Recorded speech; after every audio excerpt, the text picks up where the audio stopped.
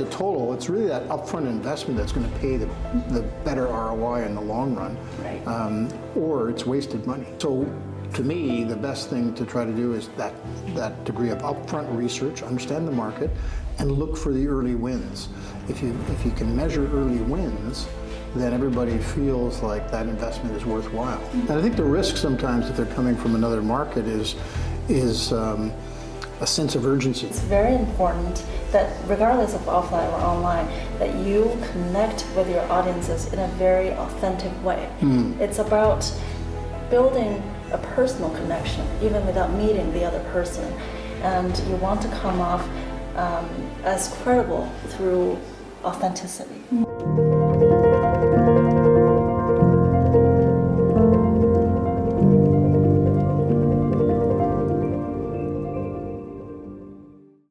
Much of the first year's budget should look like, in your opinion?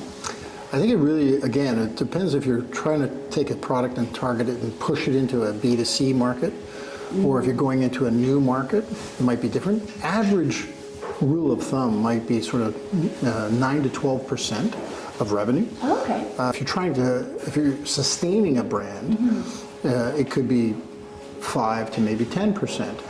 Pushing a new brand into a marketplace easily could push in year one or 15 to 25% of revenue, because you're investing in the market. You're investing to build that brand, to create the momentum for the future. So again, I think it comes down to what's your product, what's your target market, and therefore, and what channels are you trying to use, right? There are different ways to leverage an introduction that may be more cost effective. But at the same time, you have to be realistic. It does take an investment to come into a new market. So usually, how many years that you think that they would be investing heavily?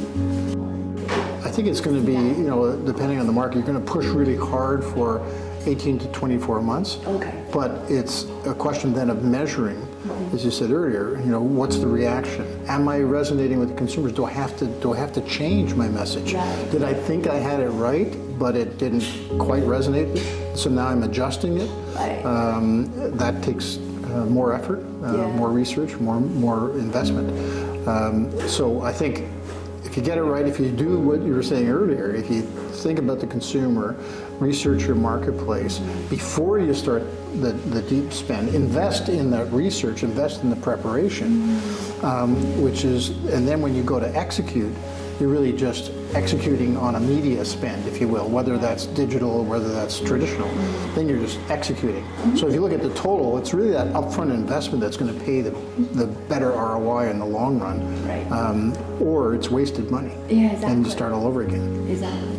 Yeah, and given that everyone has limited resources, and I think they should really be laser focused in delivering that message, and then be interactive with the clients and be able to adjust accordingly. To use that approach, I think they will have more successful rate in a new market. Yeah, and I think the risk sometimes if they're coming from another market is a sense of urgency. We have to get share within a certain period of time, or head office of a large corporation expects that from, hey, we're just, this is the same as when we entered this other market. So let's see, you should be able to achieve certain market penetration by X amount of time.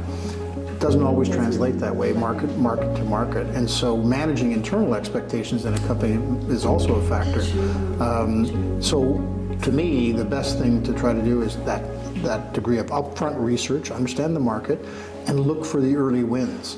If you can measure early wins, then everybody feels like that investment is worthwhile. Let's dive into the implementation side.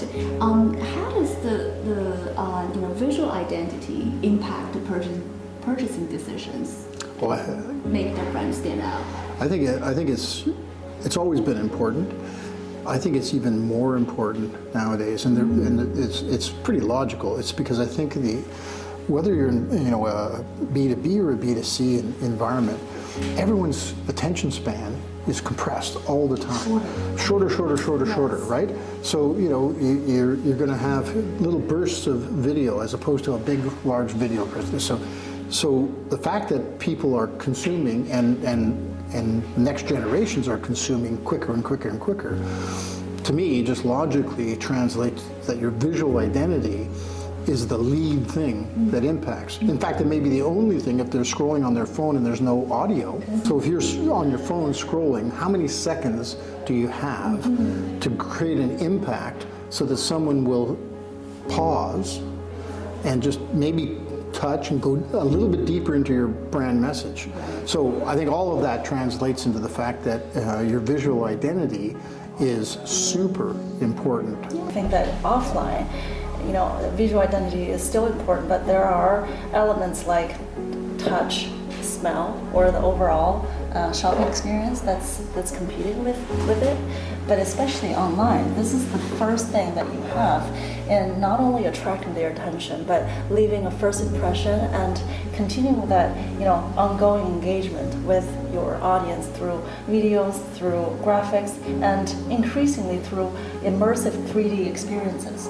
And so I think it's very important that regardless of offline or online, that you connect with your audiences in a very authentic way.